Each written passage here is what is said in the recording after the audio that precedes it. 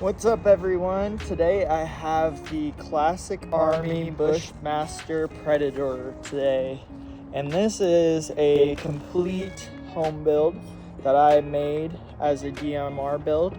It is set to only be in semi-automatic mode. It has been modified with a brand new stock, and we're gonna kind of go over all the upgrades that I went through to make this a airsoft gun that you can actually use in the modern day of airsoft. So to start with, we have a new barrel. We have a Prometheus 18-inch barrel with a perfect angle interior, so the BB was more precise and more consistent. We have a 80-degree pop-up because I typically play in the cold weather, so that's very helpful with this gun. I think that's all up here. I replaced this because it broke. Got my nice Monk Pack sticker on there. And then the gearbox has been upgraded to a APS Gen 1 gearbox. I really like APS. They're probably one of my favorite companies as far as best bang for the buck. I haven't had an issue with my gearbox. I took it out for about a year, thought it was broken, and then realized it was actually just the battery. I haven't really had an issue with it. I upgraded the battery or motor to a high torque motor so that we can get a little bit better shot fire rate, because the Classic Army motor was pretty slow for this rifle being stock. So that's one of the things that I also upgraded. Upgrading the gearbox to a MOFSET Gen 1 APS gearbox allows me to run LIPO. So I have a 11.1 LIPO by Titan.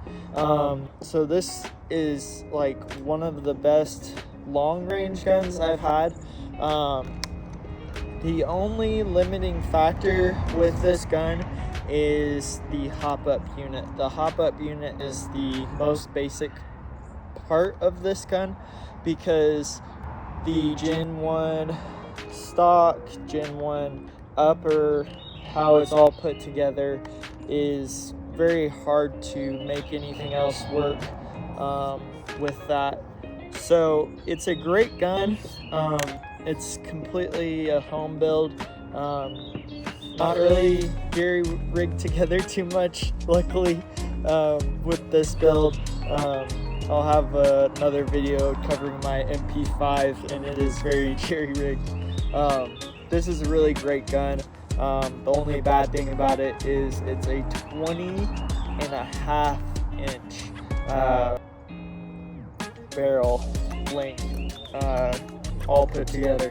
So right here, especially with this gun, there's a tendency to get BB drag, which usually happens past about 16.5 inches. That's the only issue with this gun, but it does shoot around 380 FPS, which for DMR is pretty low end.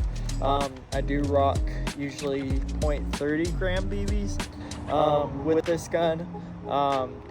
I couldn't say it's the most accurate as far as 100 yards or more, but usually around 100 yards is that sweet spot that you want, and that's usually where I'm fighting the most when I'm doing airsoft and events outdoors.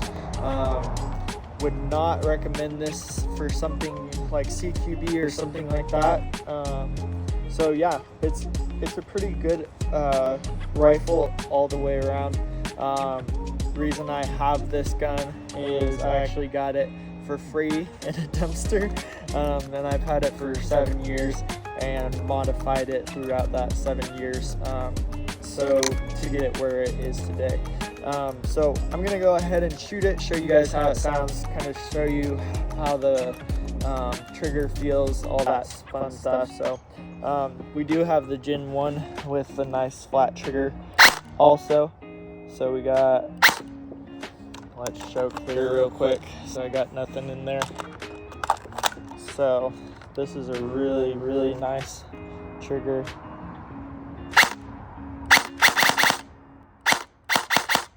And right in that middle part, you can actually get it to double tap, which is preferably what I usually use it for. So we'll go ahead and put a full mag and show you guys kind of how it rocks.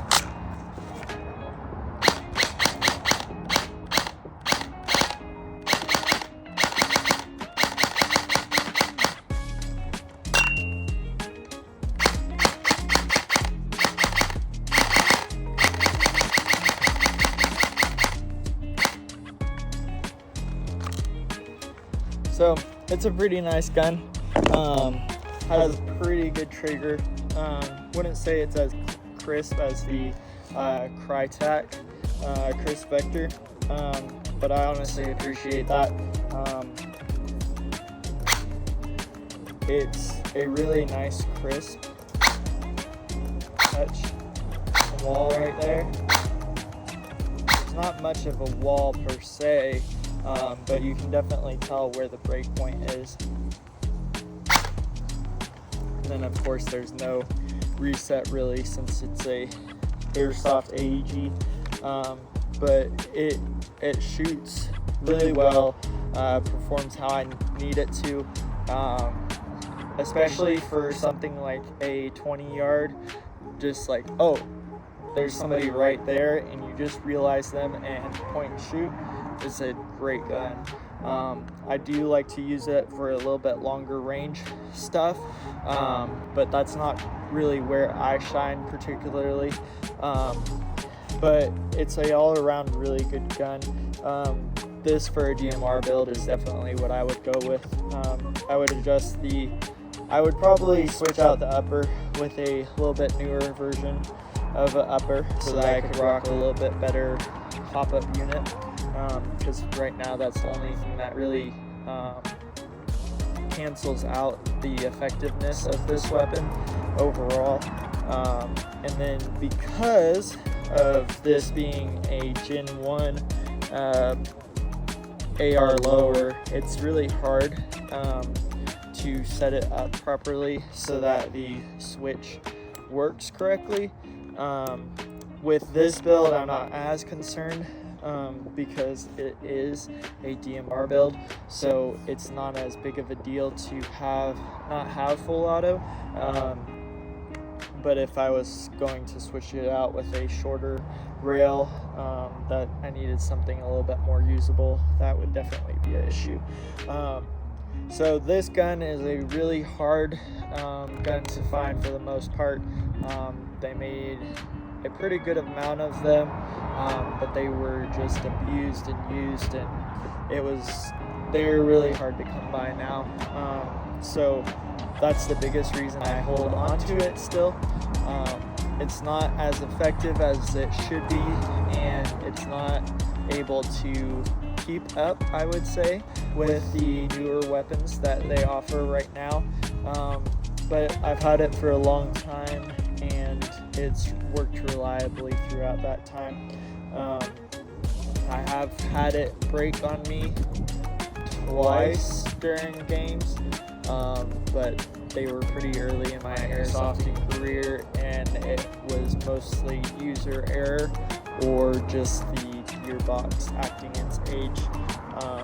So there wasn't, I believe it shredded one of its gears, but that could have been user error on my part because I over tightened the motor into the gearbox, because I didn't understand how all that worked yet.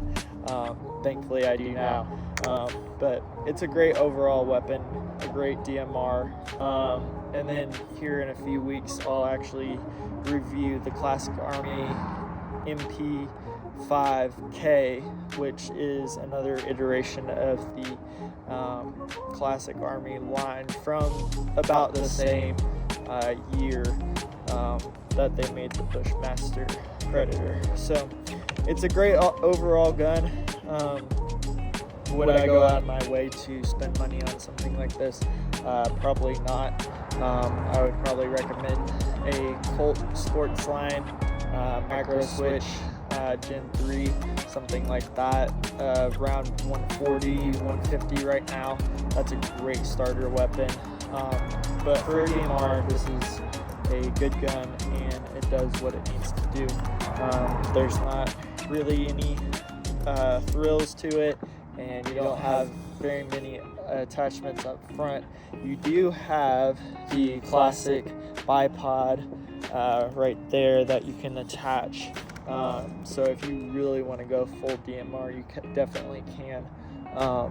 But there's minimal rail, and there are attachments that you can actually get for this. This is the predecessor to the M-Lock rail systems, so it's considered big M-Lock. I don't remember the exact term for it, but it's essentially big M-Lock, and you can get attachments that actually do go onto this. So if you do want to do a more era accurate gun build that looks classic, that's really nice, this gun would definitely be one of those, because it's definitely not a newer edition M4, but like I said, it's kind of more of a nostalgic feel and more of a cool looking, different from the rest AR. So it's a great gun. Did Classic Army do the best job with it? I couldn't tell you. I think they did a pretty good job. Looks like it should. Has all the markings that you would want. But overall, like I said, pretty good gun, and I wouldn't get rid of it for a long time. So, well, that's all, guys, and appreciate you guys watching. Be on the lookout. Probably next 2 or 3 weeks, gonna get out the MP5K from Classic Army and do a review for you guys on that one too. So make sure to like, share, and subscribe. Have a great day.